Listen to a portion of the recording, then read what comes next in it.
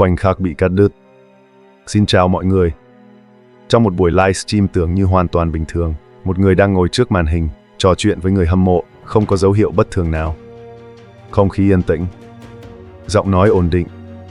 Những câu hỏi xoay quanh bữa ăn, cuộc sống, công việc. Nhưng rồi, chỉ trong một khoảnh khắc rất ngắn, mọi thứ bị cắt đứt. Một âm thanh vang lên. Một tiếng bụp rất mạnh. Ngay sau đó, khung hình rung lên. Chiếc điện thoại bị hất văng khỏi vị trí. Người trong khung hình biến mất khỏi ghế. Không có lời giải thích ngay lập tức. Không có cảnh báo trước đó. Chỉ có một khoảng trống vài giây. Và rồi người đó quay trở lại. Anh chỉnh lại tóc. Đặt lại điện thoại. Nhìn thẳng vào camera. Và nói một câu rất đơn giản. Đợi chút nha, điện thoại vừa rồi không cẩn thận bị đổ. Một câu nói ngắn. Một lời giải thích tưởng như hợp lý. Nhưng nếu xem lại đoạn video này một lần nữa, người ta bắt đầu nhận ra một điều. Âm thanh đó không giống một cú rơi bình thường. Cường độ quá mạnh. Thời điểm quá bất ngờ. Phản ứng sau đó quá nhanh. Vậy câu hỏi đặt ra là điều gì thực sự đã xảy ra trong vài giây đó? Một buổi livestream bình thường. Nhân vật xuất hiện trong đoạn video này là Vu Mông Lung. Thời điểm xảy ra sự việc, anh đang phát trực tiếp như nhiều lần trước đó. Không có chủ đề đặc biệt. Không có nội dung gây tranh cãi. Chỉ là một buổi trò chuyện đơn giản. Anh hỏi người xem đã ăn cơm chưa? Hỏi họ ăn gì vào bữa tối? Giọng nói nhẹ. Nhịp điệu chậm.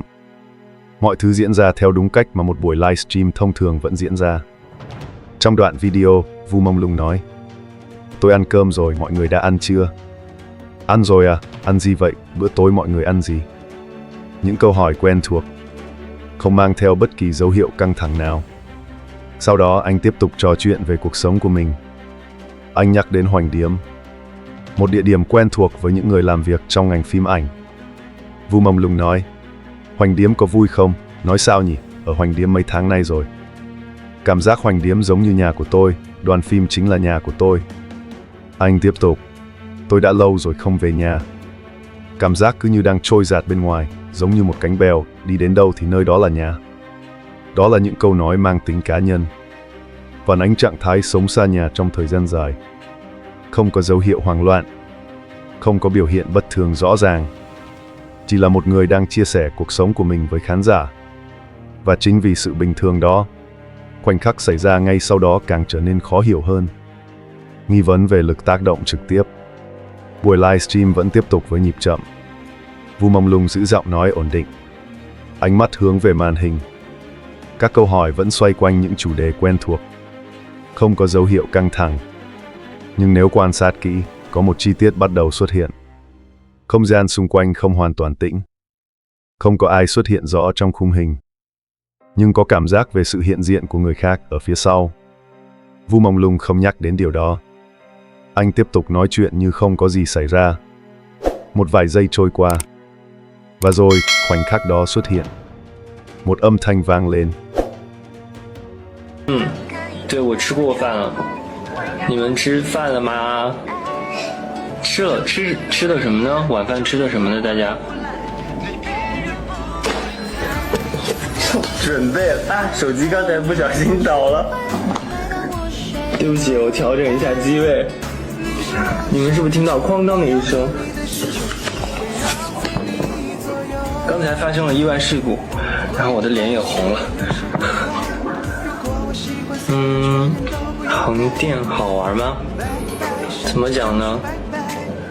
Một tiếng bụp. Âm thanh ngắn dứt khoát, có lực. Ngay sau đó điện thoại bị hất văng khỏi vị trí. Khung hình rung mạnh. Góc quay thay đổi đột ngột. Vu Mông Lung biến mất khỏi khung hình. Cú ngã xảy ra gần như đồng thời với âm thanh. Không có dấu hiệu trượt tay trước đó. Không có chuyển động mất thăng bằng. Chỉ có một lực tác động xuất hiện ngay tại thời điểm âm thanh vang lên. Điều đáng chú ý nằm ở chính âm thanh này.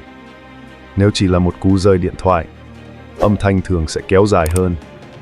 Nếu là va chạm với bàn hoặc ghế, âm thanh sẽ có độ vang khác. Nhưng trong trường hợp này, âm thanh rất giống một lực tác động trực tiếp lên cơ thể ngắn gọn, có điểm dừng rõ ràng. Một số người khi xem lại đoạn video đã đặt ra một nghi vấn. Liệu tiếng bụp đó có phải là một cái tát? Một lực tác động trực tiếp vào mặt. Và chính lực đó khiến điện thoại bị hất văng, khiến cơ thể mất thăng bằng ngay lập tức. Không có bằng chứng hình ảnh rõ ràng để xác nhận. Nhưng trình tự của sự việc tạo ra một chuỗi hợp lý. Âm thanh xuất hiện trước. Phản ứng vật lý xảy ra ngay sau đó. Không có độ trễ. Điều này khiến giả thuyết về một lực tác động trực tiếp trở nên đáng chú ý hơn. Sau cú ngã, hình ảnh không còn rõ ràng. Điện thoại nằm lệch. Góc quay hướng xuống dưới. Không còn thấy gương mặt. Chỉ còn lại một khoảng trống vài giây. Không có lời nói. Không có giải thích.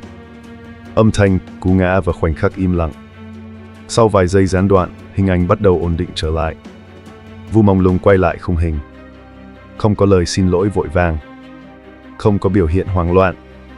Anh xuất hiện lại với một trạng thái đã được kiểm soát. Trước tiên anh chỉnh lại tóc. Động tác nhanh gọn. Sau đó anh đặt lại điện thoại. Căn lại góc máy. Những hành động này diễn ra liên tục. Không có sự ngắt quãng. Như thể mục tiêu duy nhất là khôi phục lại buổi livestream. Khi khung hình đã ổn định, anh nhìn vào camera và bắt đầu nói: "Đợi chút nhé, điện thoại vừa rồi không cẩn thận bị đổ." Một câu giải thích ngắn. Không có chi tiết bổ sung. Không có mô tả cụ thể về sự cố.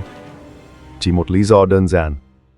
Anh tiếp tục nói: "Xin lỗi, tôi chỉnh lại góc máy một chút, mọi người có nghe thấy tiếng rầm không?"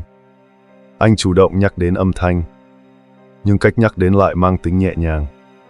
Giống như một sự cố kỹ thuật nhỏ. Sau đó anh nói thêm: "Vừa rồi xảy ra một sự cố ngoài ý muốn, mặt tôi cũng hơi đỏ lên rồi. Đây là chi tiết duy nhất liên quan đến trạng thái cơ thể." Gương mặt đỏ được nhắc đến như một hệ quả của sự cố, nhưng không có giải thích rõ ràng về nguyên nhân.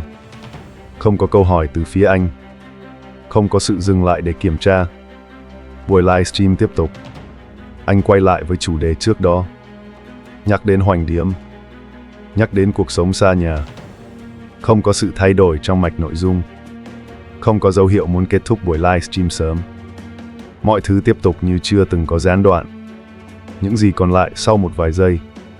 Toàn bộ sự việc chỉ diễn ra trong vài giây. Một âm thanh. Một cú ngã. Một khoảng lặng. Và một lời giải thích ngắn. Không có kết luận chính thức. Nếu bạn xem lại đoạn video này một lần nữa, hãy chú ý đến thứ tự của các chi tiết. Âm thanh xuất hiện khi nào? Cú ngã xảy ra ra sao? Và lời giải thích đến vào thời điểm nào?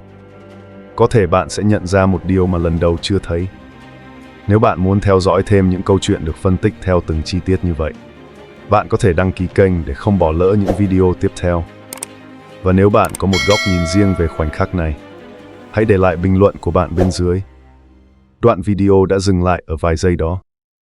Nhưng câu hỏi thì vẫn còn ở lại.